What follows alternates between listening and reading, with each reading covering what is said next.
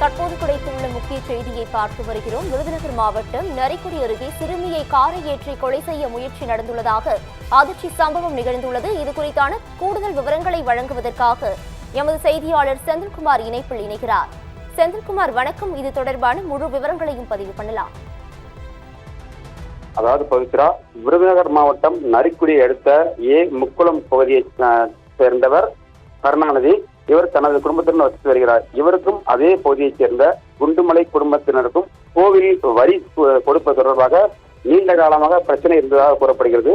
சம்பவத்தன்று கருணாநிதியின் மகளான சிறுமி தாரணி ஆடுகளை மேய்த்துவிட்டு வீட்டுக்கு செல்ல வேண்டிய சாலை நடந்து சென்றுகின்ற பொழுது அதே பகுதியை வந்தவாசி பகுதியைச் சேர்ந்த குண்டுமலையின் மகன் ஆனந்தராஜ் என்பவர் தூண்டுதலின் பேரில் சிறுமியை கார் ஏற்றி கொலை செய்ய முயற்சி செய்ததாக கூறப்படுகிறது.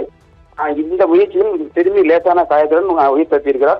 பின்னர் சிறுமியை ஏற்ற முயற்சிகள் அந்த காற்றில் வயல் பகுதியில் புகுந்திருக்கிறது. தொடர்ந்து அந்த பகுதியில் பொதுமக்கள் கூடி அவர்களை தாக்க முயற்சிய போது கட்டையால் அவர்கள் தாக்க முயற்சித்திருக்கிறார்கள். இதனால் கொலை முயற்சி நடந்ததாக கூறப்படுகிறது. இது குறித்து சிறுமியின் தந்தையான கருணாநிதி கொடுத்த புகாரின் அடிப்படையில் முக்குளம் போலீசார் வழக்கு பதிவு செய்து விசாரணை நடத்துகிறார்கள். சிறுமி மீது கார் ஏற்றியது மற்றும் கொலை மிரட்ட சம்பவம் என்பது அப்பகுதியில் ஒரு பதட்டமான சூழ்நிலை காணப்படுகிறது. பவித்ரா, கூடுதல் விவரங்களுக்கு நன்றி செந்தில்குமார்.